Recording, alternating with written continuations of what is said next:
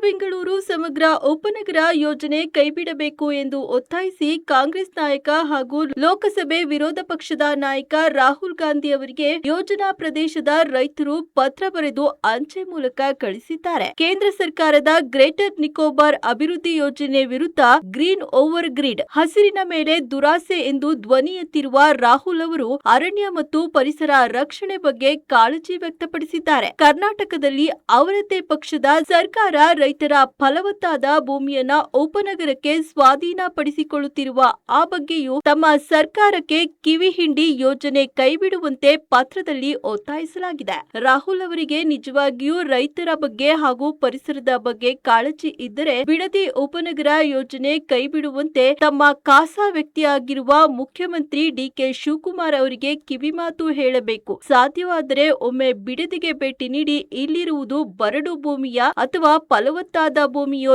ಎಂದು ಪರಿಶೀಲಿಸಬೇಕು ಎಂದು ರೈತರು ಆಗ್ರಹಿಸಿದ್ದಾರೆ.